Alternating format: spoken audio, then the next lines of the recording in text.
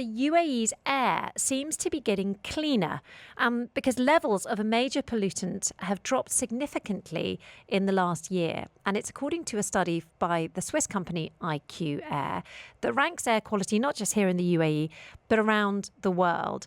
And while concentrations of pollutants in the UAE still are above the levels recommended by the World Health Organization, they have fallen by more than a fifth, which is, good news.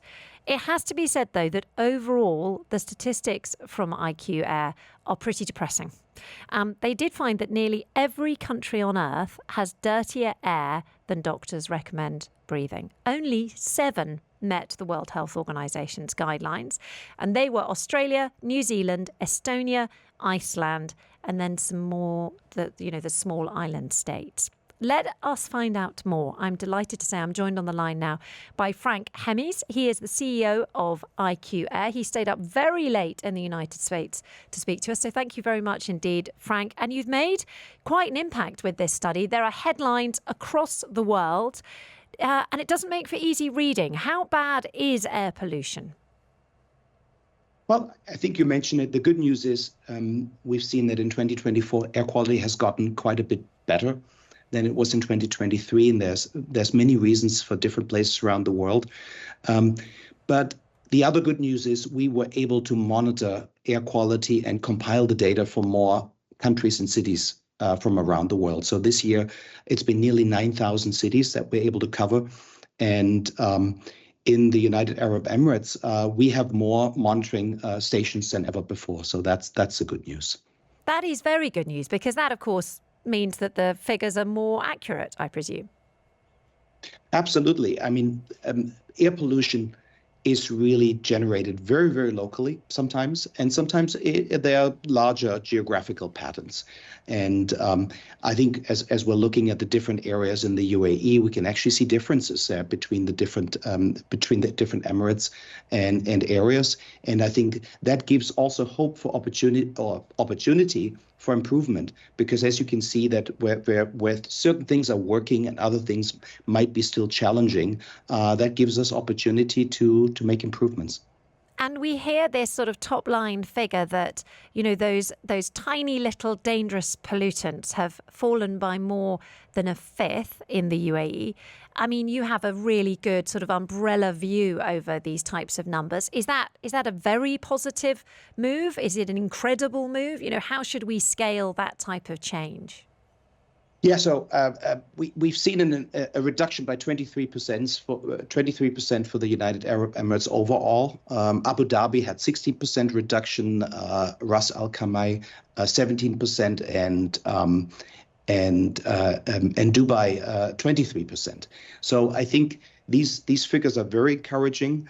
And although we must say it's really for the entire region. So the entire Middle East, I think in 2024 appears to have benefited from less sandstorm activity. But I don't want to rule out that there might not also be some improvements that we're seeing in terms of some policy improvement. We see that the government in the UAE has been interested in addressing air pollution more aggressively, looking at enforcement.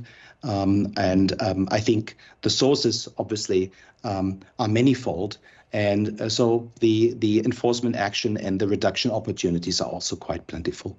I'd love to get into that. What are the biggest causes for air pollution? Because it's funny, we don't think about it as much as, for example, plastic pollution. We're very preoccupied with that at the moment.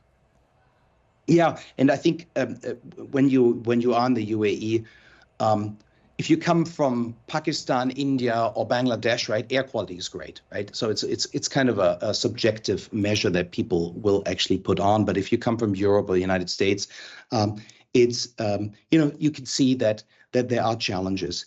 I think the challenges in the region come really from two major contributors. Obviously, we are in a dry, arid area, so nature will play its role. But about 50% of the PM 2.5 is man-made. in the region. And so there is a lot of opportunity for improvement. A lot of construction going on, obviously, in the region. We know that governments are battling there to make sure that the sand and the dust stays down when construction work takes place, but that can be challenging. So that's quite a big source. Traffic, right, is increasing. We can see. That might be one of the reasons why Dubai has just a tiny bit more air pollution than we see in Abu Dhabi. Traffic being heavier and affecting that. And then ultimately industrial activity. And that might be one of the reasons why we have industrial areas where Ras Al Khaimah, where we're seeing that air pollution level up are the highest in the Emirates, because you have your fair amount of cement plants and other activities that might be contributing to these levels. Yeah, I have to say, whenever I drive up towards Oman, towards Hatta, you go past these, there's several cement factories just on the border, and you can really notice that the air quality just visually is different as you go past those. I mean, it's not just the UAE that's made improvements. Like you said, huge manufacturing countries like China and India have also made progress. Is that very deliberate? Have they made very deliberate efforts, their governments? Absolutely. And I think this is where I must compliment the United Arab Emirates, because it's not always easy for governments to admit that there's air pollution, right? It's one of those things that, you kind of, that level of transparency is creating a discussion like we're having. But we're seeing that the countries that are able to have these discussions, are able to put the data out there, are the countries that tend to make the most improvements, because suddenly the attention is there, the enforcement action comes, people, and we're all part of air pollution. We always tell people anybody who drives a car is responsible for air pollution. And ultimately, we'll all need to work together, make some sacrifices in improving that, improving air quality. So yes, I do think right now we're seeing, obviously China is a poster child. They're out there. They had started already in close to 2008, right, with Olympics there and people being unhappy about the air quality, the government ultimately being forced to do something about it because the Americans were monitoring air quality. We're now seeing that the Middle East is embracing more air quality monitoring.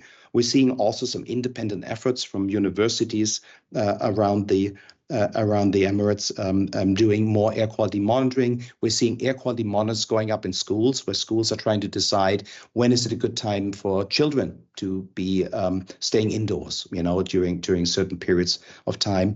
And so I do think this awareness is actually the basis for making improvements. And as people are demanding cleaner air, governments will act. This might sound like a really obvious question, but is air quality a necessity, or is it just a nice to have? What is the impact of air pollution? Yeah, I think a really good question. Air pollution, one of the challenges with air pollution is it makes a tremendous impact, but it's delayed, right? You won't die immediately from breathing bad air quality, but it's something that accumulates. And we can see that it typically, in some countries, it takes 4, 5, 6 years of your average lifespan. That's tremendous. And then you need to think about the opportunity lost. Sometimes I think the biggest motivation factor is looking at children, right? Everybody cares about children. And we can see that even the air a mother breathes before a child gets born will have an effect on that child for the rest of its life, right? We see the IQ points going down when air pollution goes up. We see that that lung function, the immune system is affected. So no, the impacts are quite dramatic, and we've done studies at school here in the United States where they've even done interventions in classrooms with air purification, and you could suddenly see that the absenteeism go down and the test scores go up when air quality improves. So it's been a great pleasure speaking to you once again. Thank you very much indeed for joining us on the agenda. That's Frank Hammers there. He is the CEO of IQAir, which is the company behind this annual report on air pollution. Really, really interesting to hear from Frank, and huge thanks again.